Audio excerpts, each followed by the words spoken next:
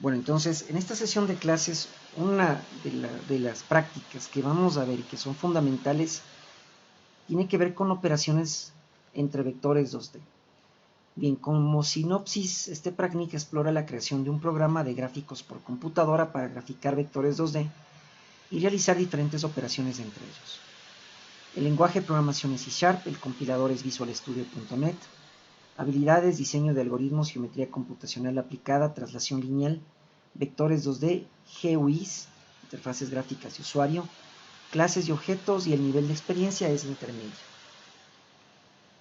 Bien, entonces vamos con la descripción del problema. Vamos a escribir un programa para realizar diferentes operaciones entre vectores 2D como suma de vectores, resta de vectores, proyección de un vector sobre otro y obtención del vector perpendicular. Además, se deben graficar los vectores de las diferentes operaciones realizadas entre ellos. En la siguiente figura se muestra la representación del vector v en el plano 2D. Entonces el plano, en este caso tenemos en el plano el vector v, cuyas componentes son en x el valor de 6 y en y el valor de 8. Y obviamente tiene un ángulo de inclinación alfa con respecto al horizontal. Esto es en el mundo real porque el centro, el origen, tiene como valores en x y y 0, 0. Ahora, esto vamos a pasarle al mundo de la computación gráfica. Entonces, comencemos con nuestra geometría vectorial. Vamos a comenzar con la suma de vectores. En este problema tenemos que, dados dos vectores 2D en el plano, calcular y graficar el vector resultante de la suma entre ellos. Utilizar el método del paralelogramo para realizar la representación gráfica de los tres vectores 2D en el plano. Entonces este método obviamente lo vamos a utilizar solo para la graficación de la suma de los dos vectores. Bien, vamos a la solución. Dados los siguientes vectores en el plano, estos son como ejemplo, ¿no? El vector A igual a 2,3 y B 4,1. La suma entre los dos vectores A y B se obtiene utilizando la ecuación 54, que eso ya lo vimos en la parte teórica, de la sección 2.1, 2.13. Entonces aquí C es igual a más B, donde sumamos simplemente las componentes de los dos vectores en X, en este caso 2 más 4, 6, y las componentes en Y de los dos vectores, es decir, 3 más 1, 4. Esa es la suma. Bien, en la representación gráfica de la suma de dos vectores se forma un paralelogramo, donde el vector C es el vector resultante R. La figura 322 muestra estos vectores en el plano del mundo real. Entonces así es como nos quedaría, ¿no? En el mundo real. Entonces tenemos aquí el origen 0, 0, y aquí viene un vector A 2,3, como ustedes ven, B con el valor de 4,1 y el vector C con el valor de 6,4. Esto es en el mundo real. Ahora vamos a pasar esto al mundo de la computación gráfica. Para poder representar gráficamente estos vectores en el mundo de la computación gráfica es necesario utilizar las ecuaciones 3 y 4 de la sección 2.1, 12 referentes a la traslación de un punto a otro, que son, vamos a utilizar justamente estas, donde x' es igual a x por el factor de escalamiento más el y del nuevo centro, o el centro trasladado, o sea, el x del centro trasladado. Y y' es igual a menos 1 por y por el factor de escalamiento más el y del nuevo centro, o el centro en y trasladado. Bien, vamos a tomar como ejemplo este tamaño de lienzo del canvas de 400 por 300. Entonces el centro de esta área en análisis es la mitad de 400, 200, la mitad de 300, 150. Entonces este es el T, este es el centro trasladado, x de t, y de t. Obviamente en la parte de programación vamos a verlo ya utilizando el objeto rectángulo para ya no manejar coordenadas absolutas, sino coordenadas relativas. Sí, es decir, si el lienzo ya no vale 400 por 300, sino digamos 800 por 600, todas las fórmulas sí, se reutilizan y los cálculos sí, se recalculan automáticamente, o sea, a cualquier tamaño. del lienzo o del canvas. Bueno, para este ejemplo vamos a tomar esto, ¿no? Más que todo por la parte académica. Bien, eso quiere decir,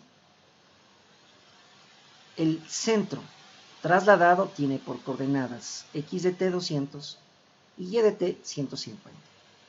Bien, si se aplica un factor de escalamiento igual a 20 y considerando los valores de los vértices de los extremos de los vectores A, B y C, es decir, sus puntos, vamos a tomar como valores los puntos A 2,3, B 4,1 y el vector resultante 6,4, que son justamente los de aquí, estos puntos, de estos tres vectores, los puntos finales, considerando que el vector, obviamente, los vectores se originan en el centro, en el origen.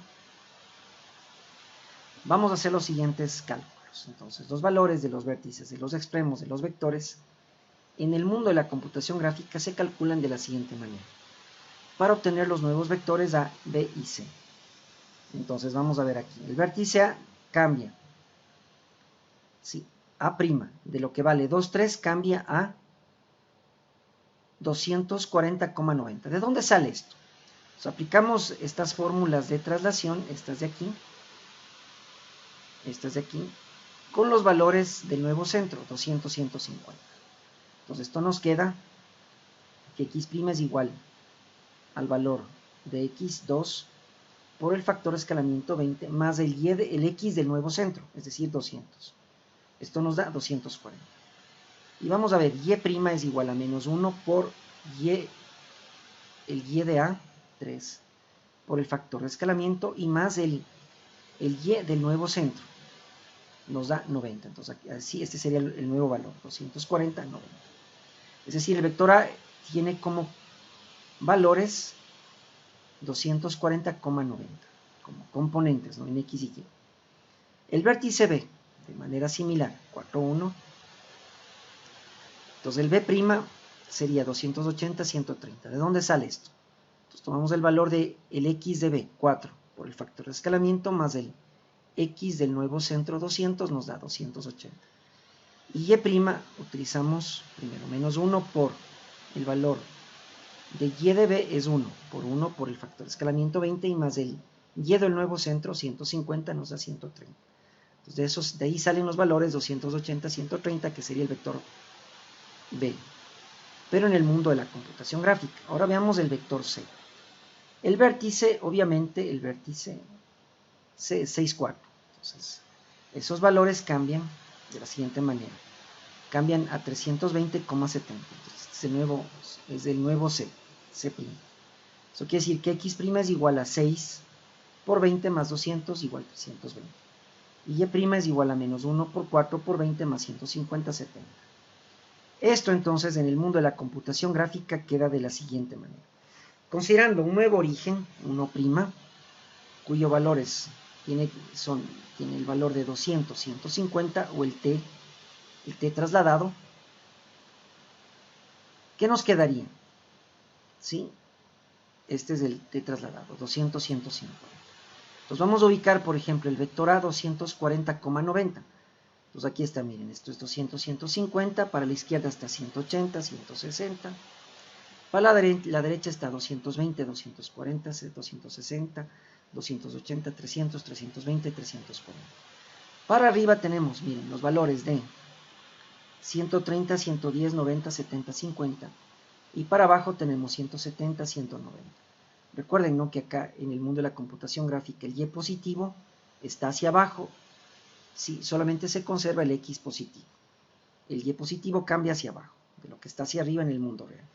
Entonces aquí, miren, tenemos que el vector A tiene por coordenadas 240,90. Entonces aquí buscamos 240 en x y 90 en y. El vector B tiene por coordenadas 280,90. Tengo un pequeño error.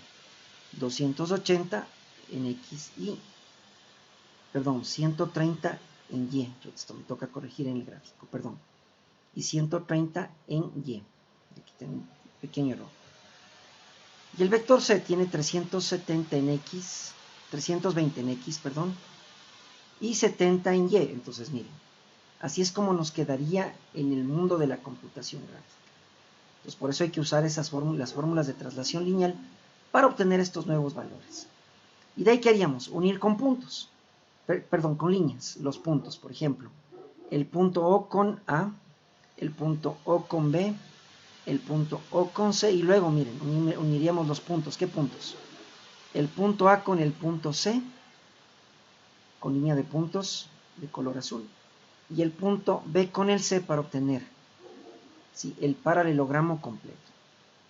Entonces, todo esto ya graficamos con líneas, obviamente obteniendo los puntos. Bien, vamos a la resta de vectores.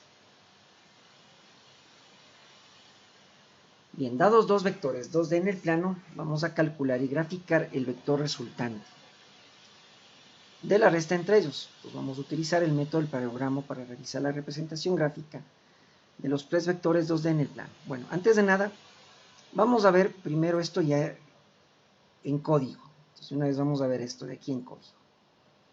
Entonces, vamos a ingresar estos valores. ¿Sí? En A23 y en B41. Entonces, vamos a nuestro programa. Vamos a correr.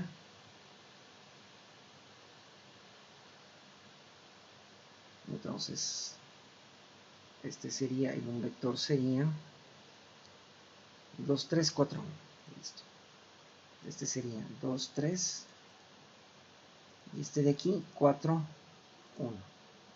Si ponemos la suma, miren, sale de esta manera. ¿Ya? Lo cual está bien hecho. ¿Sí? Así se debe graficar. Con flechas los vectores y con líneas de puntos, ¿sí?, el paralelogramo. ¿Sí? Esto cerramos el paralelogramo.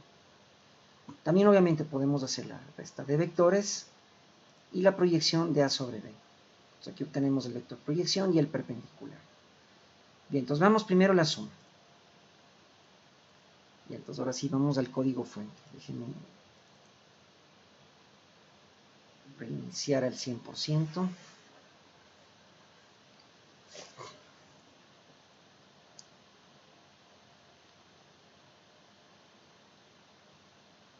Bien, entonces dentro de la interfaz gráfica, a ver, ¿qué nomás tenemos aquí? Ya, revisemos primero la interfaz gráfica. Bueno, aquí tenemos, como ustedes ven, un group box que se llama GRB Operations, que contiene todos estos elementos de aquí. ¿Qué tenemos aquí? La etiqueta, estas son etiquetas, son labels, la etiqueta del vector A, la etiqueta del vector B, ya, la etiqueta del vector C, la etiqueta del vector proyección y la etiqueta del vector perpendicular. Bueno, aquí no le he cambiado el nombre. Ya, luego de eso tenemos, vamos viendo la parte de ingreso de datos. Ya. En este caso no utilizamos cajas de texto para lectura de datos, sino directamente un control que se llama Numeric Up-Down, que es este de aquí. Ya, es este de aquí.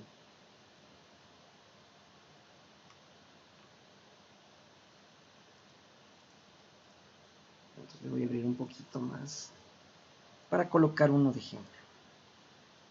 Entonces el Numeric Up-Down.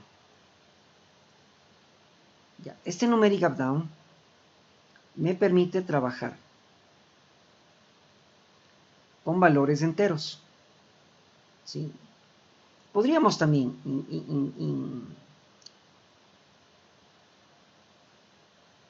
adentrarnos porque es una caja de texto con un scroll. ¿Sí? Entonces podríamos ingresar a la caja de texto y modificar ese valor si queremos con valores decimales. Sí se lo podría hacer. ¿Ya? Pero por defecto son valores enteros. ¿Ya? Este lo que tiene es un máximo y un mínimo. ¿Ya? El valor, por ejemplo, aquí, el que viene por defecto, el valor máximo es 100 y el mínimo es 0. ¿Ya? Así es como viene el Numeric Up-Down. Ahora, para nuestro ejemplo lo vamos a cambiar. Si lo cambiamos de la siguiente manera. Pues, por ejemplo, las componentes en X y Y del vector A Ya, como es un numeric up down, utilizamos el prefijo nud, ¿sí? De numeric up and down. Entonces tenemos aquí la componente en X del vector A. Ya. El valor, obviamente, que viene aquí por defecto, desaparece el 0. Vamos a ver el máximo y el mínimo. Aquí vamos a modificar. Aquí sí ya le puse, le coloqué un valor mínimo de menos 10 y un valor máximo de 10. O sea, eso quiere decir que si nosotros corremos el programa, aquí nosotros podemos llegar hasta menos 10 como mínimo y máximo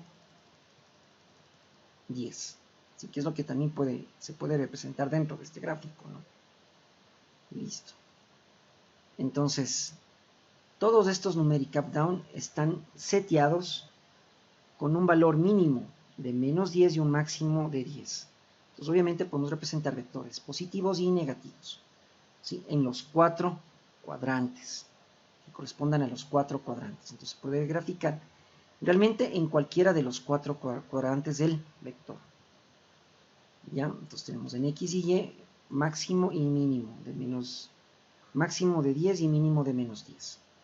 Entonces aquí están las componentes en X y Y del vector A, las componentes X y Y del vector B. Tenemos también dos botones, un vector, el botón addition y el botón subtraction para la resta.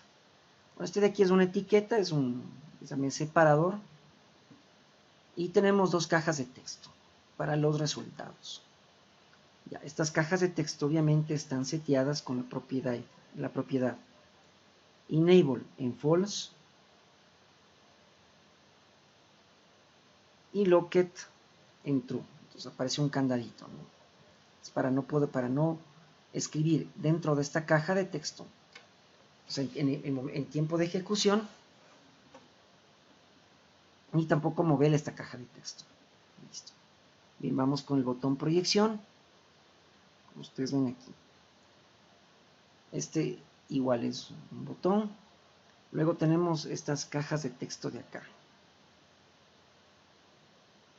Las de la proyección. TXT vector proyección. La componente en X y Y del vector proyección. Y la componente en X y Y del vector perpendicular. Ya, estas solamente están deshabilitadas el botón, la propiedad de enable. Ya está en false. Igual que las de acá. Listo. Y el botón salir. Adicionalmente tenemos otro group box, que es representa al canvas. Dentro de este tenemos justamente al picture box, al pic canvas, que es nuestro lienzo para dibujar. Ya, veamos los valores del tamaño. Ya, miren aquí, el tamaño de este es 450-344. Ya, entonces ahora no vamos a trabajar con coordenadas absolutas, es decir, tocaría buscar la mitad de esto, sino con coordenadas relativas, es decir, para cualquier lienzo. Puede ser de 400 por 300, 800 por 600, o como está aquí, 450 por 344. Si le hacemos más grande, el código se sigue reutilizando. Entonces eso quiere decir que hay que trabajar con coordenadas relativas. Bien, entonces vamos a nuestro formulario. Ya, en nuestro formulario tenemos como datos miembros o atributos un proceso de composición y agregación. Entonces aquí hemos agregado 4 objetos de tipo vector 2D como parte de la clase formulario vector 2D. ¿Sí? Entonces tenemos el vector A, B, C y D.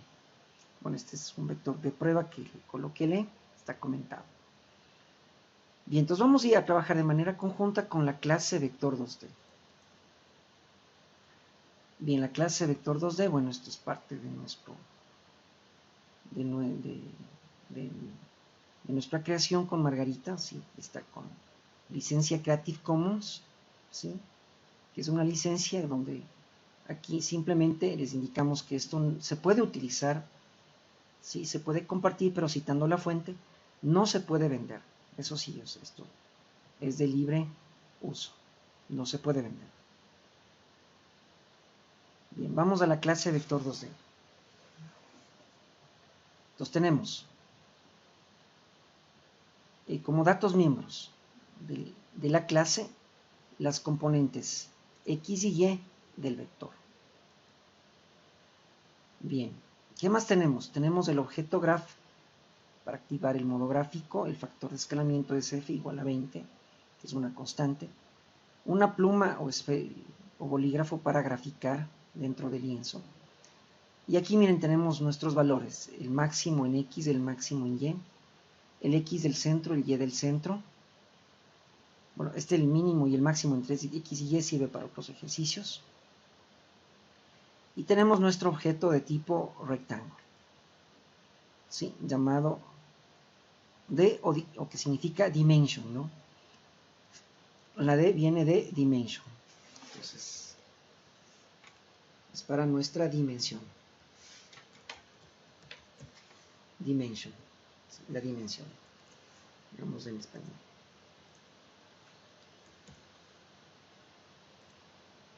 Listo.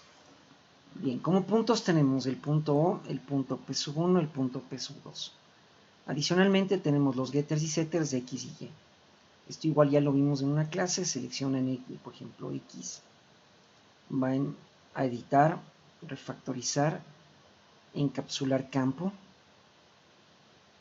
y crean los getters y setters. Pueden aplicar y se crean automáticamente los getters y setters de los datos miembros que ustedes requieran o necesiten para este proyecto. En este caso solamente necesitamos los getters y setters de X y de Y. Entonces tenemos aquí las propiedades que son descriptores de acceso, los setters y getters. Set para colocar un valor y el get para retornar un valor. ¿Listo? Tanto en X como en Y. Entonces obviamente el objeto como tal de una clase externa como el formulario, este objeto, el objeto A, B, C o D, no puede acceder directamente a los datos miembros, respetando el principio de encapsulamiento. Solo puede acceder a las funciones y métodos públicos. En este caso, las propiedades son descriptores, son funciones públicas. Entonces, a esto sí puede acceder el objeto, pero directamente a los datos miembros no. Sí, un objeto externo a esta clase. Bien, como tenemos en el formulario, son objetos externos, pero de tipo vector 2D. Bien, entonces tenemos los getters y setters. Bien, comencemos entonces. Ya, el momento en que nosotros creamos los objetos en el formulario, mediante un proceso de composición y agregación, llamamos en este caso a un constructor sin parámetros. ¿Qué es lo que hace ese constructor sin parámetros? Entonces aquí el constructor inicializa la componente en X y Y con 0 del vector. Entonces eso quiere decir que el X del vector A tiene 0 y el Y de A también tiene 0. Y así, ¿no? El X de B y el Y de B tienen el valor de 0. El X de C y el Y de C también tienen 0. Y el X de D y el Y de D también tienen el valor de 0. Eso se lo hace a través, obviamente, del constructor. En este caso, un constructor sin parámetros. Ya. Ojo con eso porque aquí sí vamos a trabajar con algunos constructores, ¿no? Con constructores, por ejemplo, con un constructor con parámetros, con dos parámetros, el constructor copia, ¿sí? Entonces le vamos a realmente a sacar el jugo a estos conceptos. ¿Ya? Entonces este es el constructor más básico, el constructor sin parámetros. Bien. Ya, luego de eso pasemos un momento a la parte de inicialización de datos. Ya. Esto nosotros dentro del formulario, ¿sí? Dentro del formulario, por ejemplo, en el botón Addition, vamos desde aquí viendo. Entonces ingresan aquí los datos de las componentes X y Y del vector A y del B. Y digamos que queremos la suma, entonces vamos al botón Addition. Entonces vamos a entender esto. Entonces el botón en el evento clic del botón Addition, lo primero que se hace es el objeto A llama a la función reData. Entonces, obviamente, esta función reData vamos a enviar los argumentos de los numeric up-down a los parámetros de la función reData de la clase cvector2d. Entonces, vamos desde ahí viendo esto. Bien, vamos a cvector2d y aquí está la función reData. Entonces, vamos a ver este caso. Esta es la llamada a la función a través del objeto. El objeto A llama a la función reData y enviamos dos argumentos a los parámetros de la función. ¿Sí? Es decir, la componente en X del vector A y la componente en Y del vector A. ¿Quién recibe? Y reciben estos parámetros, estos dos argumentos. Entonces, el numeric up-down X de un vector V cualquiera recibe la componente en X del vector A. Y este otro parámetro, un numeric up-down Y de un vector V cualquiera, recibe la componente en Y del vector A. ¿Qué es lo que hacemos aquí? Este de por sí ya maneja valores decimales. Entonces lo que hacemos es un casting para convertir el valor decimal a flotante. Entonces aquí lo que hacemos es en el dato miembro X, le asignamos el valor del numeric up-down, en este caso, de la componente en X del vector V, y le convertimos a flotante. Aquí no es necesario hacer el casting del string, ¿sí? O sea, el texto maneja un string, pero el numeric up-down ya maneja un valor decimal. Entonces lo que estamos simplemente haciendo es una conversión implícita, ¿sí? De decimal a flotante, es decir, de un valor general, ¿sí? Como si de double a flotante, uno de mayor precisión a uno de menor precisión. ¿Ya? Es lo que estamos haciendo.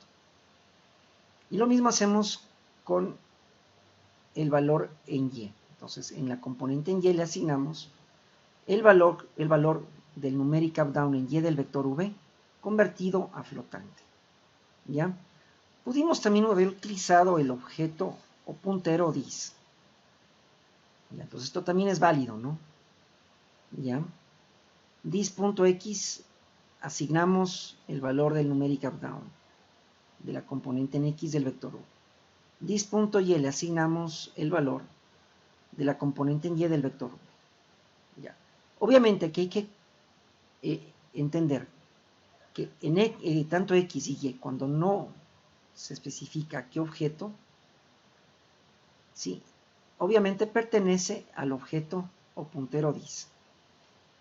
Que hace referencia al objeto actual con el cual se está trabajando. Entonces aquí, en este caso, ¿quién está llamando a la función? El objeto A. Entonces, X y Y pertenecen al objeto A. Hecho, entonces aquí pertenecen al objeto dis. En este caso, A es del dis. Es nuestro objeto puntero dis. Entonces, este concepto hay que tenerlo bien claro, ¿no? Porque aquí, realmente, bueno, además de la parte gráfica, vamos a utilizar, obviamente, algunos mecanismos de abstracción de la programación orientada a objetos, ¿no? Sí, varios de ellos, ¿no? Para optimizar código. Entonces, por eso les decía, no solo vamos a trabajar con el constructor sin parámetros, sino también con un constructor con dos parámetros, el constructor copia también.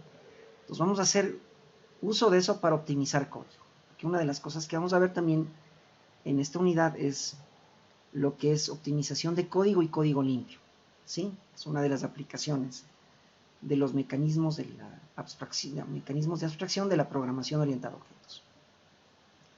Bien, algo similar hacemos en cambio ahora con el objeto B.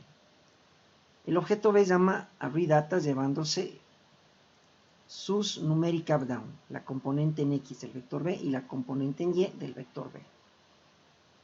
Entonces reutilizamos esta función. Ahora, ¿quién llama a esta función? Es el objeto B. Entonces, B es dis. ¿Cuáles son los argumentos que pasamos a los parámetros de la función? Son la componente en X del vector B y la componente en Y del vector B, o sea, son los numeric up-down. ¿Quién recibe? Justamente estos parámetros. Entonces, del numeric up-down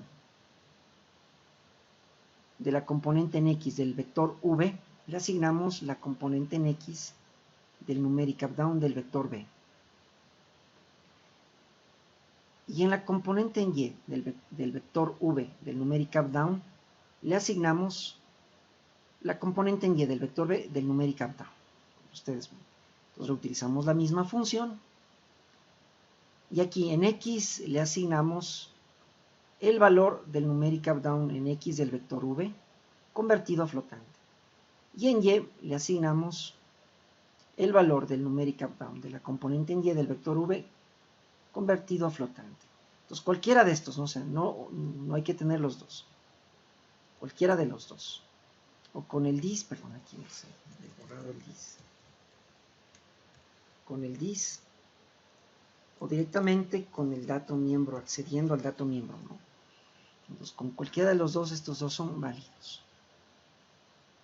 Entonces, aquí comentamos, lo que sí hay que tener presente, que los datos miembros de X y Y pertenecen al objeto dis. Como en este caso, el objeto B está llamando a la función readData, B es dis. Listo. Bien, otra cosa que hicimos aquí fue inicializar los datos con el objeto A e inicializar los datos con el objeto B. Veamos esto. ¿En qué consiste esto? Ya. Vamos a buscar a la función inicializar datos. Ya, con A. Primero con A. ¿Y qué significa esto? El objeto A llama a la función inicializar datos dentro del formulario y enviamos como argumento al parámetro de la función el lienzo. Entonces este lienzo pasa al parámetro de esta función. En picambas le asignamos picambas. El uno es el argumento, el otro es el parámetro. ¿Qué es lo que hacemos aquí? Ahora sí vamos a aplicar uno de los conceptos de esta unidad, que es lo que acabamos de ver, relacionados al uso del objeto rectángulo. Ya, entonces, el rectángulo de por sí pertenece a la clase rectangle que es propia del sistema de dibujo de Windows. Ya, del sistema de dibujo de Windows. De ahí que por ejemplo, cuando trabajamos con figuras geométricas, yo les mencionaba, no se puede crear una clase con un nombre de una palabra reservada. Entonces no podíamos crear la clase rectangle, sino creamos la clase sí rectangle, con la C adelante, nos usamos el prefijo C. Ahora en cambio estamos utilizando ya este objeto. Bien, ¿qué es lo que vamos a hacer con este objeto? Este representa una dimensión. O sea, dimension tiene una dimensión. Bueno, este objeto dimension, rectangle, va a trabajar con el ancho y el largo. Es decir, vamos a trabajar en dos dimensiones. El rectángulo tiene dos dimensiones. Entonces, en X el objeto D le asignamos el ancho y en Y del objeto D le asignamos el largo. Obviamente, previamente este objeto D está instanciado acá.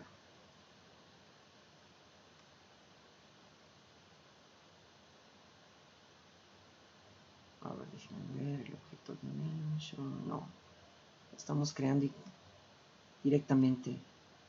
Ah, no, aquí está. Previamente, aquí,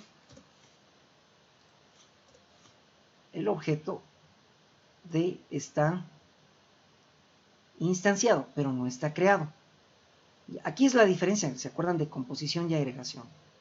Cuando ustedes instancian un objeto y lo crean, estamos hablando de composición. Pero cuando ustedes primero instancian el objeto y luego lo crean, aquí estoy instanciando, y acá abajo lo estamos recién creando con el operador new, es decir, cargando en la memoria RAM, eso es agregación. Por eso es que el concepto de composición y agregación son dos conceptos complementarios. Sí, no es lo mismo, pero son complementarios. ¿Ya? Aquí en este caso hice uso de ese concepto. Recién aquí creé el objeto dimension. ¿Sí? Recién lo cargamos en memoria. Pero previamente estaba ya instanciado. ¿Sí? Es decir, estaba declarado.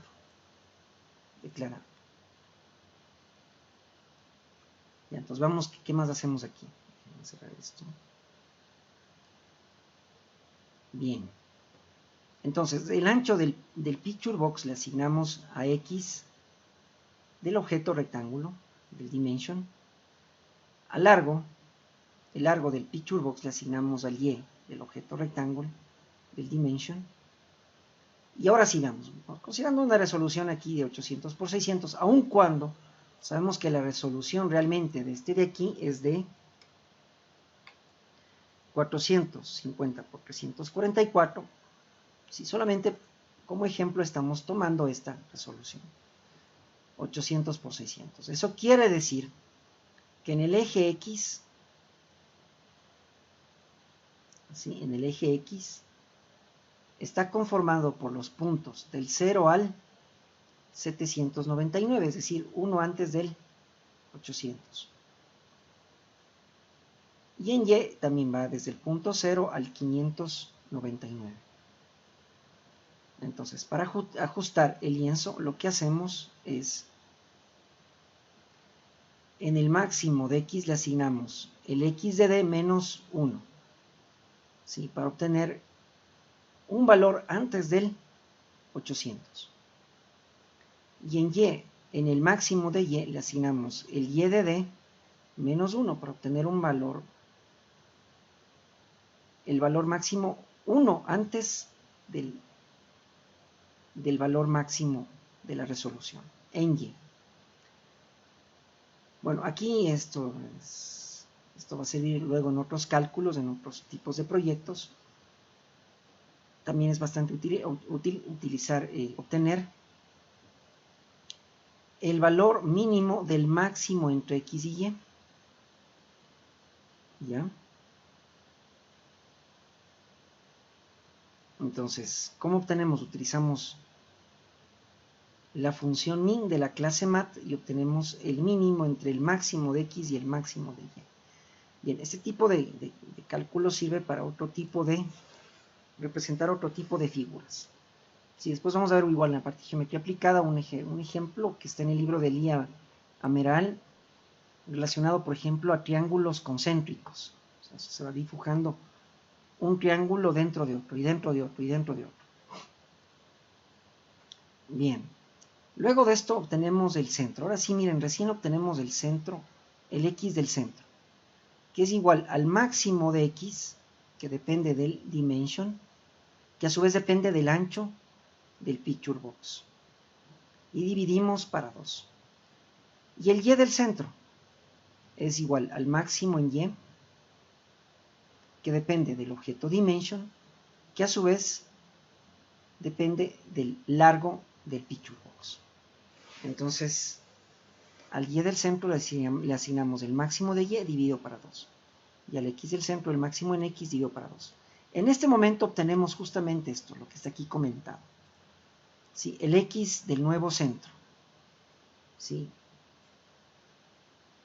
Y el Y del nuevo centro, es decir, del punto O', o del T, como estaba en la teoría. Esto lo hacemos tanto para el objeto A como para el objeto B. Entonces, el objeto B también se adapta a trabajar con los nuevos valores del dimension, del rectángulo. ¿Sí? Entonces, también le adaptamos a esos cambios. Ya, entonces, eso se debe dar. Listo. Bueno, otra manera también de leer. Bueno, aquí puse algunos ejemplos, ¿no?, de lecturas de datos. Ya. Si nosotros tenemos los getters y setters, si tenemos aquí los getters y setters, bueno, vamos a utilizarlos en algunas operaciones. También obviamente los podemos utilizar para lecturas de datos y también para impresión de datos. También se pueden utilizar. Entonces, otra manera de leer datos sin utilizar la función readData hubiese sido la siguiente.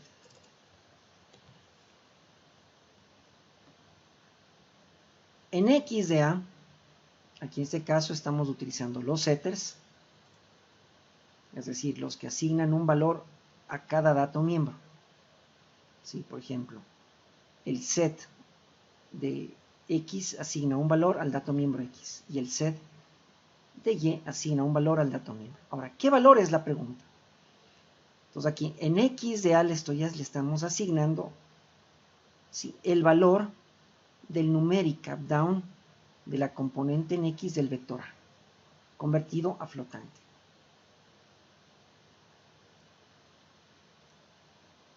Luego, en Y de A le asignamos el valor del numeric updown de la componente en Y del vector A, convertido a flotante.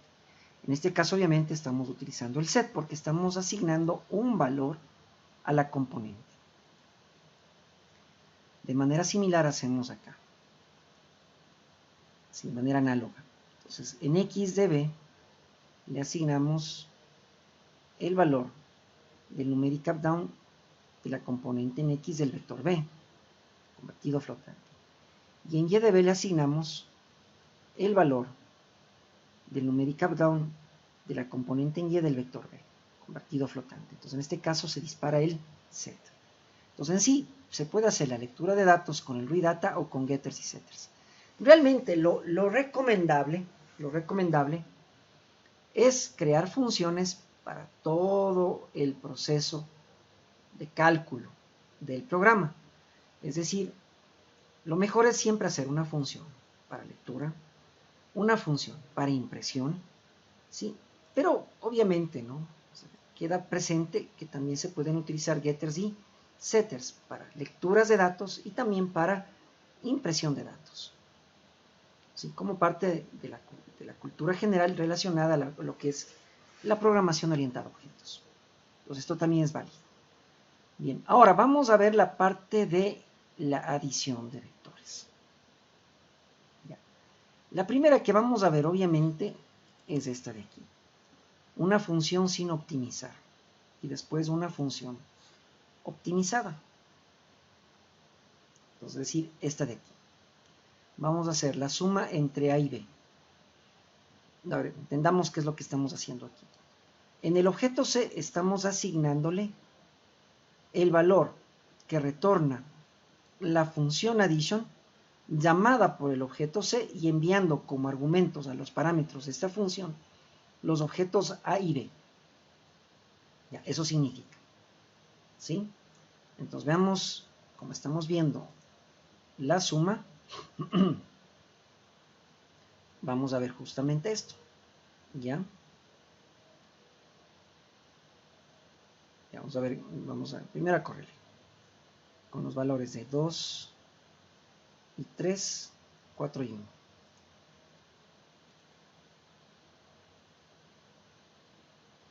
Entonces aquí 2 y 3, 4 y 1. Listo, entonces nos da 6 y 4. Obviamente estos valores corresponden al mundo real, ¿sí? O sea, esto es evidente. Lo que sucede acá en la graficación, obviamente, es lo que está por detrás. Es decir, todo este proceso de conversión y transformaciones, ¿sí?, de ejes, fórmulas de traslación, obtención de nuevos centros, aplicación de esas fórmulas de traslación en la obtención de nuevos puntos y la graficación de estos nuevos puntos. Entonces es lo que vamos a ver a continuación.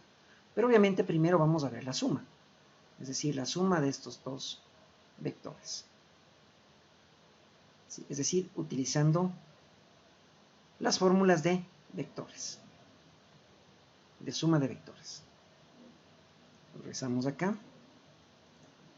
Bien, entonces para eso vamos primero a ver esta función que no está sin optimizar. Es una función clásica, ¿sí? Ya, por ejemplo, en el libro, si ustedes vieron en la parte de, bueno, hay un libro de Ceballos, que es un español de la Politécnica de Madrid. Bueno, ahí el gurú en lenguaje de programación en C son los profesores Joyanes y Aguilar, pero en lo que tiene que ver con programación orientada a objetos es Francisco Javier Ceballos, ¿sí? Obviamente, en nuestra universidad, bueno, el formador de todos los formadores que somos nosotros fue el ingeniero Evelio Granizo, que igual él se formó, ¿no? O sea, él se formó en base a los libros de Joyanes de Aguilar y de Francisco Javier Ceballos en la parte de programación orientada a objetos. Sí, tanto en C++ como en Java. Antes trabajamos bastante con C y C++, es más, se sigue trabajando bastante esto. Sí, todavía con C y C++.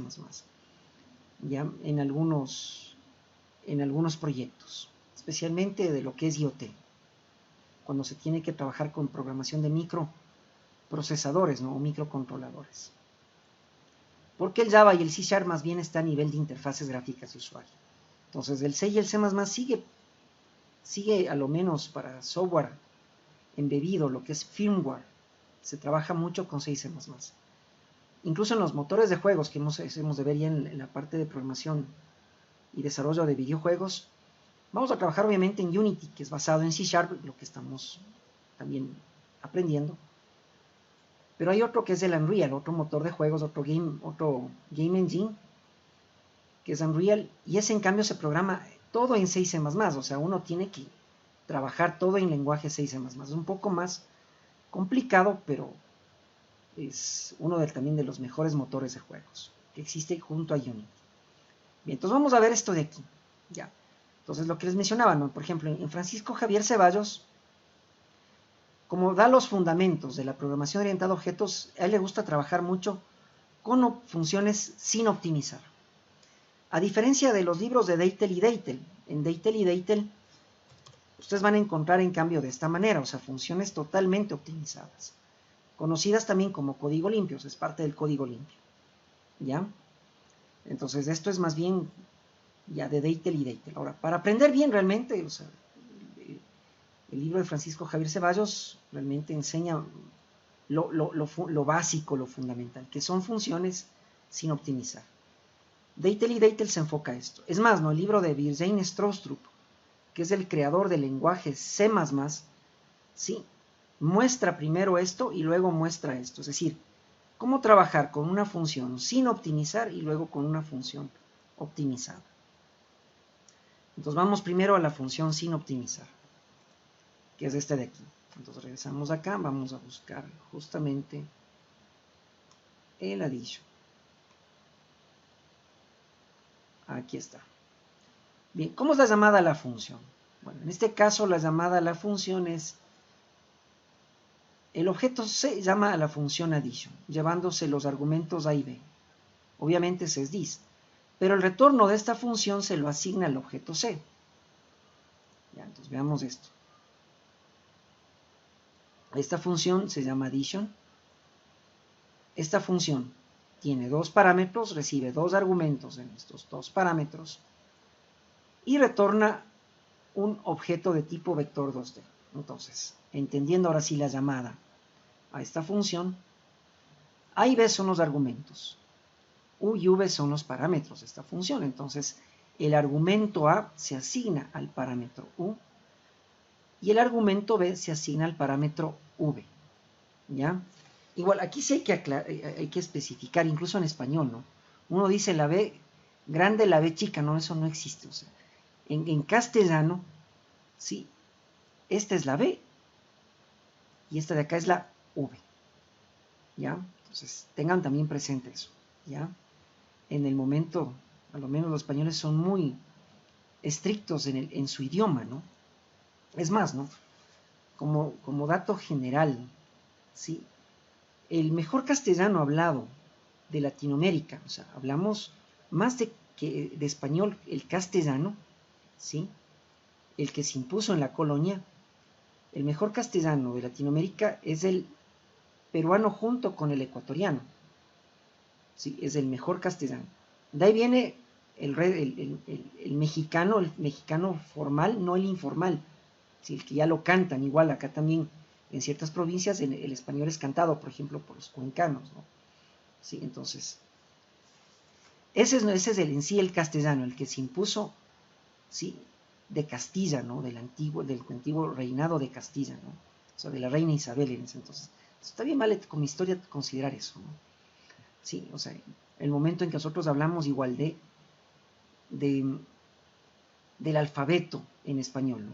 Sí, hay que tener presente cuál es la B, cuál es la V, ¿sí? Cuál es la I o la Y o la Y. ¿Sí? Hay que tener presente eso, ¿no? ¿Sí? Todo esto. Bien, entonces regresemos acá. Entonces, en este caso, los argumentos A y B se asignan a los parámetros U y V de la función addition. Esta función addition es llamada por el objeto C. Entonces, el momento en que el objeto C llama a esta función, C se convierte en dis. Entonces, el C se convierte en dis. Es decir, ¿qué es el dis? El objeto es la referencia del objeto actual con el cual se está trabajando. ¿Ya? Bien, y el valor de retorno de esta función es un objeto. ¿Quién recibe? El mismo C. Entonces, eso quiere decir que aquí tenemos, miren, un objeto temporal, y en el momento de retornar el temp se asigna en C, ¿sí? De manera implícita. ¿Ya?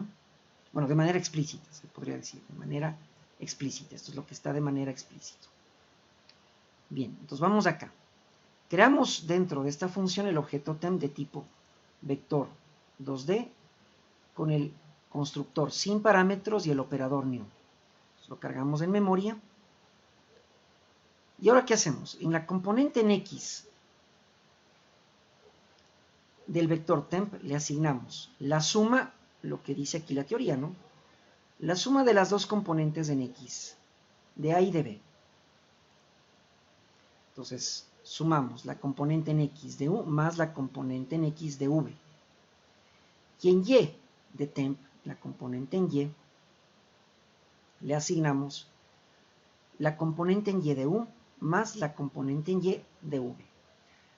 Y finalmente, este valor, este objeto que tiene ya estos nuevos valores, retornamos a la llamada a la función. Y la llamada, obviamente, es un retorno que se le asigna en el objeto C. Entonces, aquí es como decir, en C asigne temp, pero realmente es el retorno de la función addition se asigna al objeto C, que es un vector 2D. Entonces, aquí siempre hay que tener en cuenta la compatibilidad de datos del lado derecho con el lado izquierdo. El lado derecho de la función addition retorna un objeto 2D. El lado izquierdo, el objeto C, es un objeto de tipo vector 2D. Entonces hay compatibilidad en la asignación. Sí, en la asignación, con el operador de asignación igual. Entonces estamos asignando un valor de retorno, que en este caso es el temp, que es un vector 2D. Ya, otra manera hubiese sido, también podemos utilizar el objeto puntero dis. Claro que podemos utilizar. Entonces hubiésemos hecho aquí, ¿qué cosa? Dis.x. A ver, espera un ratito. A ver, el C. No. Aquí no, en este caso no. Ya. En el código optimizado sí podemos utilizar dis. Aquí cada uno es un objeto totalmente diferente. ¿Sí? Es decir, A y B corresponde a U y V, que son los parámetros. Entonces aquí no podríamos utilizar el dis directamente.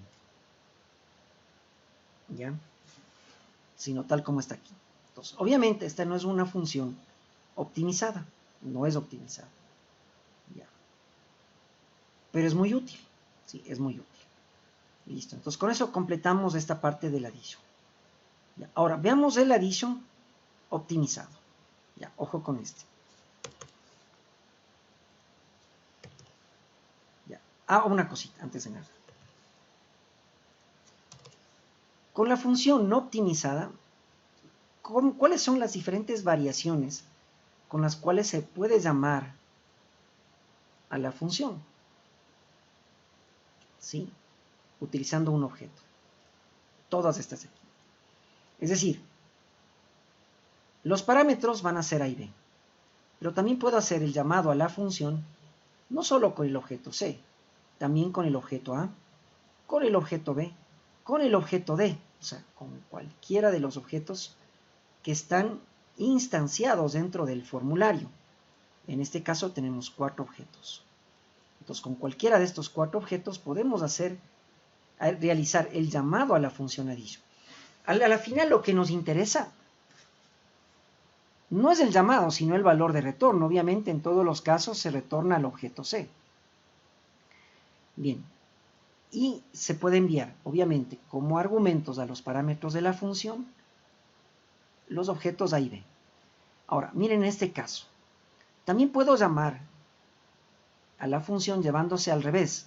Ya no A y B, sino los objetos B y A. Ya, ahora, ¿por qué hay cómo hacer esto? Porque la suma de vectores es conmutativa, es decir, da lo mismo sumar A más B que B más A.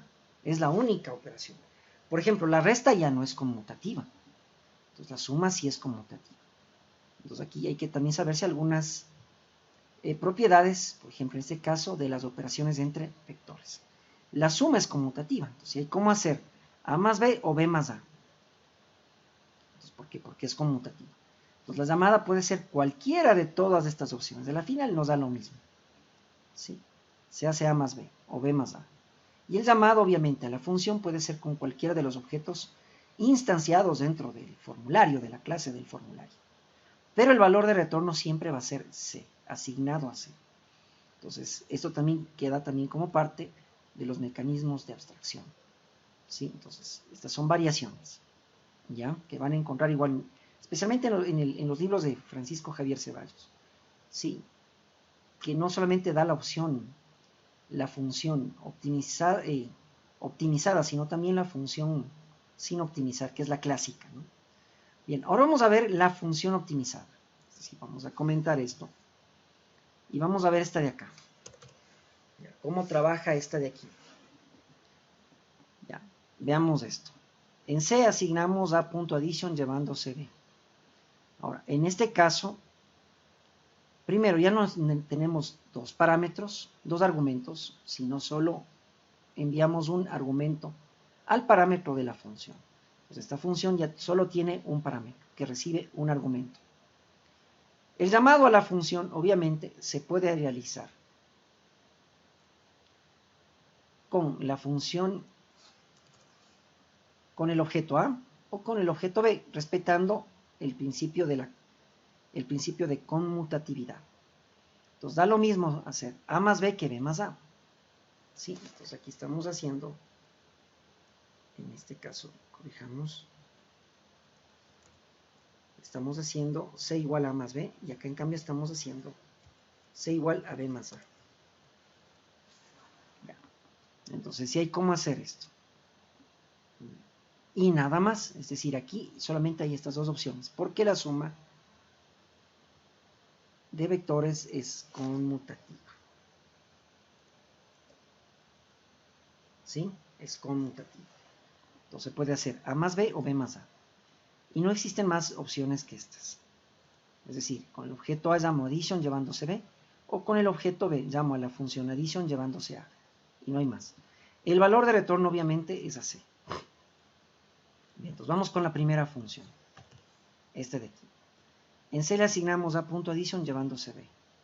Aquí A es this y vamos a hacer A más B. Perfecto. Entonces regresamos acá. Bien, entonces aquí tenemos, ya, antes de ver, esta es la función totalmente optimizada. Miren, en una sola línea de código hago la suma de vectores. Vamos a ver una función que es el preámbulo a esta, que es la de acá. Entonces voy a descomentar este código. Bien, ¿y qué es lo que vamos a ver aquí? Ya, ahora, obviamente con esta son funciones sobrecargadas, pero en cuanto a su estructura es la misma, entonces una de las dos debe estar comentada, o sea, no pueden estar las dos habilitadas. Por el momento le voy a deshabilitar esta de acá. Entonces vamos a esto. En el objeto C le asignamos el valor de retorno de la función addition llamada por el objeto A, llevándose como argumento al parámetro de la función el objeto B al parámetro V. Entonces aquí el parámetro V recibe el objeto B. A es this. Y el valor de retorno de esta función es el objeto temp que recibe C, porque esta función retorna un objeto. Bien, vamos hasta aquí, hasta la parte de optimización. Si comparamos con esta, aquí, ¿cuántos objetos hay? Hay el objeto A, el B, el C, 3. Hay el U, el V y el temp, 6. Ya, con esta de acá se reduce, sí, se reduce de 6 a 5, porque todavía hay el objeto A, B y C, 3. El V 4 y el temp 5. Entonces vamos a reducir en cuanto a memoria RAM de 6 objetos. Estamos hablando de 6 objetos. Vamos a bajar a 5 objetos. Ya, en esta de aquí, que es el preámbulo a la que vamos a ver a continuación. Entonces aquí, ¿qué es lo que hacemos? Creamos el objeto temp, con el operador new construimos el objeto y lo cargamos en memoria, utilizando el constructor sin parámetros. Y nuevamente en x de temp le asignamos x, miren aquí, x más x de v. Y en y de temp le asignamos y más y de v. Ahora, aquí hay que tener presente, ¿quién hizo la llamada a la función? Fue el objeto A. Entonces, x y y pertenecen al objeto dis, es decir, al objeto A. Entonces, este x y este y pertenecen al objeto A, al dis. Ahora, también aquí sí hay cómo hacer esto de acá, que es lo que está comentado. En x de temp le asignamos x de dis, que es el A, más x de v, que es el B. Y en y de temp le asignamos y de dis, que es el A, más y de v, que es el B. Ya, pues cualquiera, aquí sí, cualquiera de estos. Sí, entonces aquí esto lo van a encontrar en Bizen Stroustrups, en Deitel y Deitel, y a las funciones optimizadas, ¿no? También en Francisco Javier Ceballos, y obviamente en los libros de Evelio Granizo, que es el gurú de la programación en la ESPE, ¿no? O sea, fue el formador de todos nosotros. Bien. Con eso entonces dejamos esto de aquí. Y retornamos temp. Listo. ¿Quién recibe el temp? El C. Se acabó el asunto. Bajamos a 5 objetos. Entonces, 6 objetos, bajamos a 5 objetos. Ahora, quiero que vean esta de aquí. Bueno, hasta aquí igual esto va a funcionar, ¿no? O sea, si nosotros dejamos habilitada esta opción, va a trabajar esto. ¿Sí? Entonces aquí podemos probar con estos valores de acá, con 2 y 3, 4 y 1. 2 y 3, 4 y 1. 2 y 3, 4 y 1. Listo, ahí está. Perfecto. Entonces sería la suma 6 y 4. 2 más 4, 6, 3 más 1, 4. Perfecto. ¿Quién hizo eso? Esta función. Ahora, vamos a ver una función mucho más optimizada. Ya. Listo. Esto donde lo van a encontrar solamente en Birzheim Stroustrup, es decir, el creador del lenguaje C y C++. Bien. Código limpio, bien, vamos a ver esto. La llamada a la función es esta. El objeto llama a la función addition llevándose el argumento b al parámetro v de la función addition. Entonces v recibe el objeto b. El valor de retorno lo vamos a asignar en C. Y ahora vamos a ver cómo es esto. Aquí directamente retornamos, miren esto, un nuevo vector 2D llevándose 2 argumentos a los parámetros de este constructor. Entonces eso quiere decir que estamos usando un constructor con ¿cuántos parámetros? Con 2 parámetros. Entonces el valor que retorna este constructor le estamos asignando al objeto C al cual estamos asignando el valor de retorno de esta función. Porque el momento en que decimos return, todo esto de aquí se retorna al objeto al cual se le va a asignar ese valor, que en este caso es el C. Si bien A llama a la función, B es el argumento que se envía, el valor de retorno, que es todo esto, se asigna en C. Antes era temp, entonces el temp se asignaba en C. Esto es directo. Ahora veamos esto es más complejo de entender, ¿sí? De pronto con sus anteriores profesores de programación orientada a objetos no revisaron bien esto, no hay problema. Aquí sí lo vamos a ver a detalle porque esto se utiliza mucho en optimización de código y obviamente en la parte de la materia que se refiere a computación gráfica. ¿Ya? Entonces veamos esto de aquí, cómo trabaja. Return new cvector 2D. Vamos a ver esto. Para eso vamos a irnos al constructor con dos parámetros. Que es este de aquí. Este de aquí. Entonces lo que estamos haciendo es esto. Return new cvector 2D. Y aquí estamos enviando dos argumentos a los parámetros de este constructor. Ya, entonces eso quiere decir que en el parámetro x del constructor cvector2d, que es igual a una función sobrecargada, tengo varias funciones constructoras, entonces está sobrecargada la función constructora, le asignamos, el primer argumento es, miren, la suma de x de dis con x de v. Le asignamos al parámetro x, entonces de x le asignamos x de dis más x de v. Listo. Luego, el siguiente argumento es toda esta suma que le vamos a asignar a este parámetro. Entonces, el otro argumento es y de dis más y de v. Entonces, todo este argumento, que es una suma, le asignamos a y, a este parámetro. Entonces, el parámetro y le asignamos a y de dis más y de v. Una vez que le asignamos, ya está asignada ya la suma. Entonces, tenemos un valor nuevo en x. Entonces, el x le asignamos al dato miembro x y el y le asignamos al dato miembro y. Sí, obviamente, miren esto. X y y pertenecen al objeto que llama a este constructor. Ya, estamos construyendo, ¿sí?, este objeto. ¿Y a quién le vamos a asignar? Es al C. Entonces, ¿cómo decir? En C igual new cvector 2D llevándose todo esto. Entonces, miren, el x y y, que ya es la suma de estos dos vectores, estos datos miembros corresponden a C. Entonces, el resultado de la suma ya lo tiene el objeto C a través del constructor con dos parámetros. Entonces, esto es lo más óptimo que existe. Ya trabajar con constructores en operaciones matemáticas. ¿Sí? Entonces, claro, es una manera sumamente abstracta y compleja de entender por qué. De buenas a primeras uno, ¿y esto qué hizo? ¿Qué pasó aquí? Uno se pregunta, ¿y qué pasó aquí? Entonces, ya con la explicación que les estoy dando, ¿sí? ¿Cuánto se ha optimizado en memoria RAM? Vamos a ver.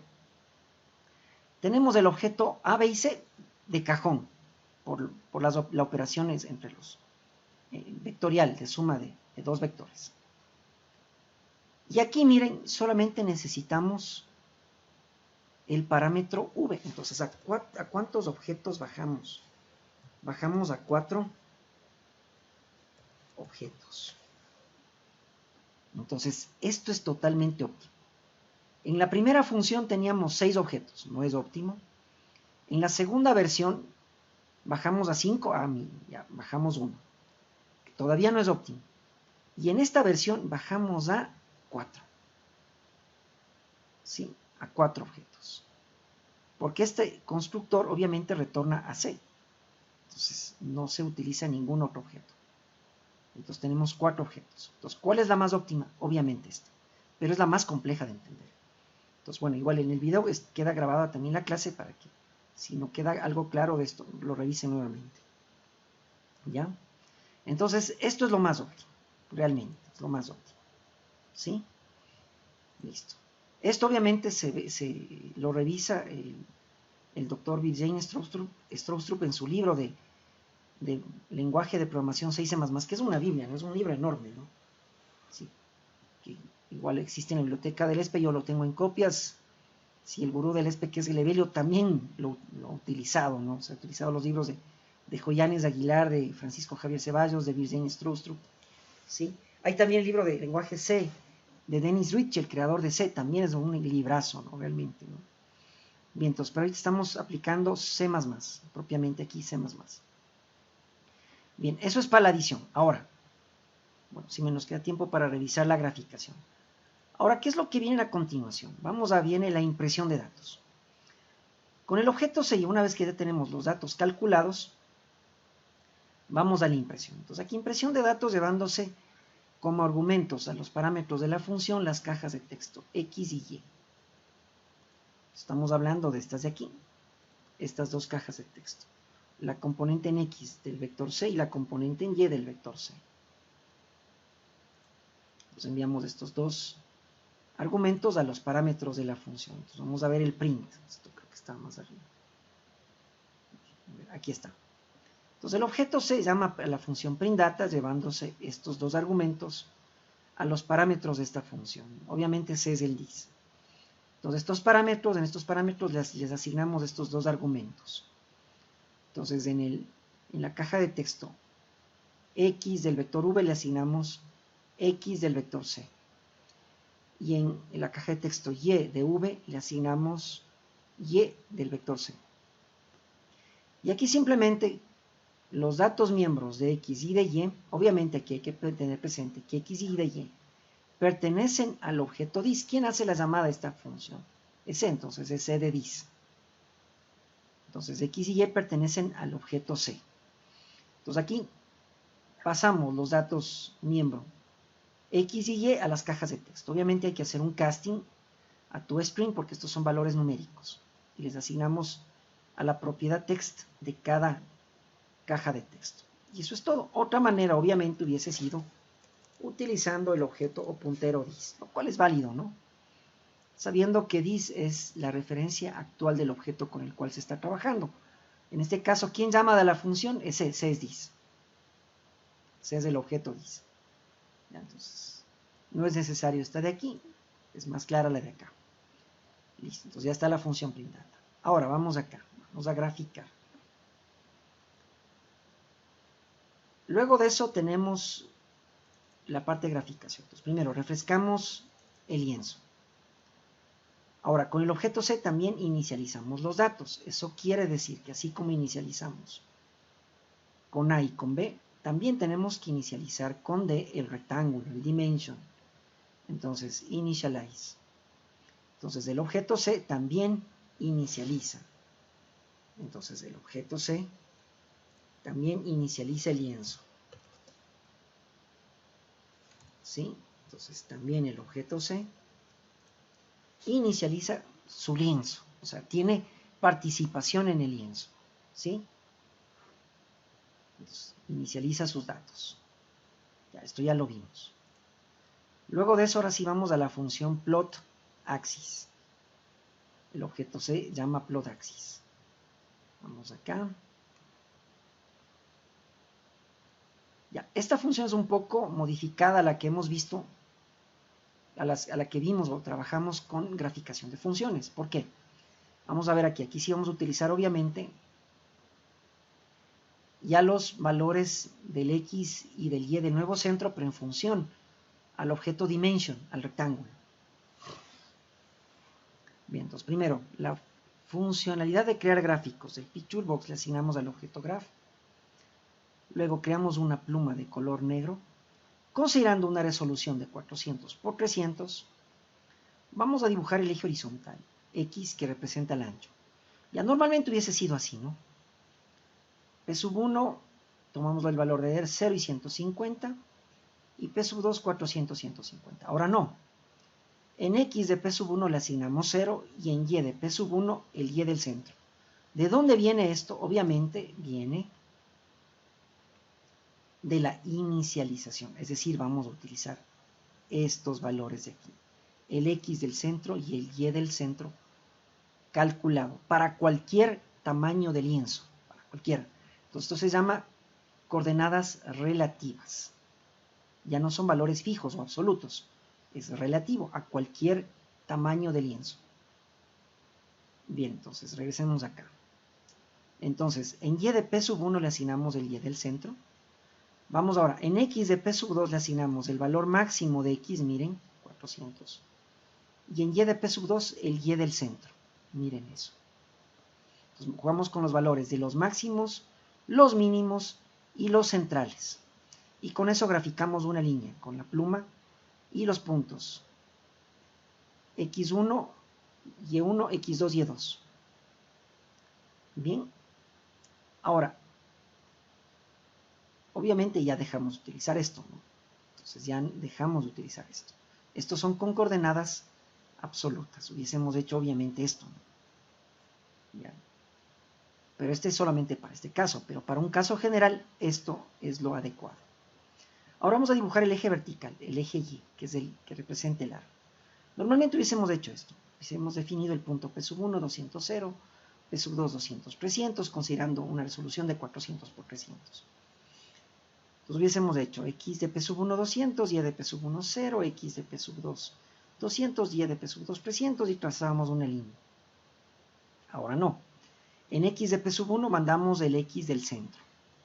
En y de P sub 1, 0. En x de P sub 2, el x del centro. Y en y de P sub 2, el máximo en y. Entonces, como ustedes ven, ahora trabajamos con máximos, con mínimos y con valores centrales. Y ahora sí graficamos una línea con x1, y1, x2, y2. Y listo. Entonces, obviamente, también actualizamos el O', es decir, el x del nuevo origen con el x del centro. Y el y del O' con el y del nuevo centro. Entonces, estos ya son coordenadas relativas, ya no valores absolutos. ¿Hecho? Entonces, pongan atención a esto. Bien, una vez que tenemos el plot axis, vamos a pasar a la siguiente. Draw vector. Ya, igual aquí tenemos dos funciones, una función sin optimizar y otra función optimizada. Vamos a ver primero la función sin optimizar, donde enviamos el objeto A, llama la función draw vector, llevándose el mismo objeto A, donde A es this, y mandamos el color, en este caso rojo, y el picture box. Miren eso. Luego vamos a hacer la llamada con el objeto B, llevándose el objeto B, ahora el color azul y el picture box. Y el objeto C llama la función draw vector, es decir, me sirve para cualquier vector, llevándose el objeto C, el color verde y el picture box. Bien, entonces ahora vamos a ver justamente esto de aquí. Es decir, este cambio, cómo nos quedaría esto, con estos valores. Entonces vamos a graficar el A, el B y el C. Primero esto, después el paralelogramo completo, las líneas de puntos. Bien, entonces vamos a ver la función draw vector. Creo que hasta ahí vamos a llegar en esta clase. Bien, vamos draw vector.